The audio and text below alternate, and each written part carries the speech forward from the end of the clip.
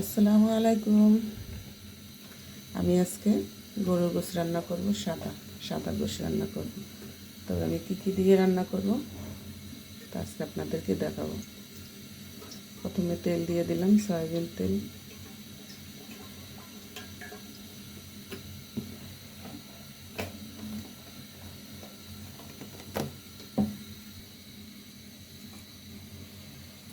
তেজপাতা দিব এখন, বেশি দিনে 2টা তেজপাতা দিছি।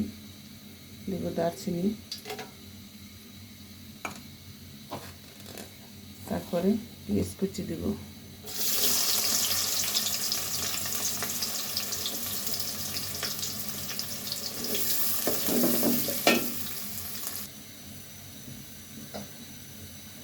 হয়ে গেছে আমার পেস্টটা,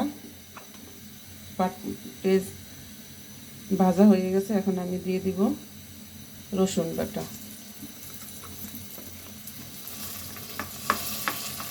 আদা বাটা, পরে কাঁচামরিচ বাটা।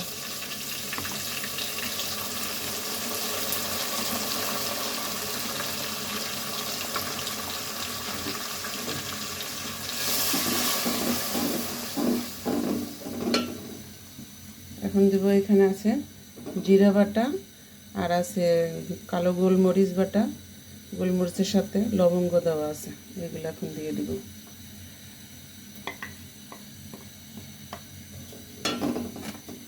তারপরে দেব ধনিয়ার গুঁড়া, তারপরে এলাইচের গুঁড়া আর লবণ। আমি শুধু এই গোশটায় হলুদ আর শুকনো মরিচের গুঁড়ো ব্যবহার করব না। আর দেব বাদাম এবং নারিকেল বাটা। এই সাদা গোশে নারকেল বাটাটা খুবই জরুরি, বাদাম বাটাটা না দিলে হয়। তাও আমার মিক্স করা ছিল তো, তাই আমি দিয়ে দিলাম। এখন আমি এটা ভালোভাবে কষিয়ে নেব।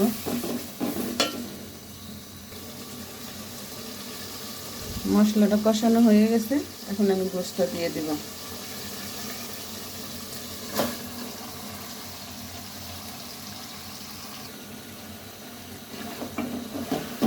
হয়ে গেছে আমার গোশটা কষানো। এখন আমি ঝোল দিয়ে দেব, গরম পানি দেব, ঠান্ডা পানি না। এই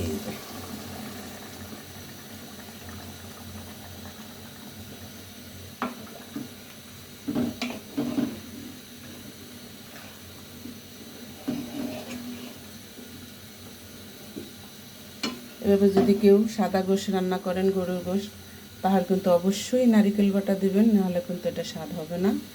আর আমার এই রান্নাটা কার কার পছন্দ হয়েছে আমাকে কমেন্ট করে জানাবেন। আর একটা কথা হলো, এই গোশের ভিতরে কিন্তু আমি হলুদ এবং শুকনো মরিচের গুঁড়ো ব্যবহার করি নাই, শুধু অন্যান্য মশলা আর বাটা মশলা দেওয়ার চেষ্টা করবেন। আর আমি পুরোপুরি ভিডিওটা আপনাদেরকে দেখাইতে পারতেছি না, তাহলে অনেক বড় হয়ে যায় ভিডিও। আর নামানোর 2-3 মিনিট আগে আমি একটু লেবুর রস দিয়ে দেব, একটা গ্রান আসার জন্য। আল্লাহ হাফেজ।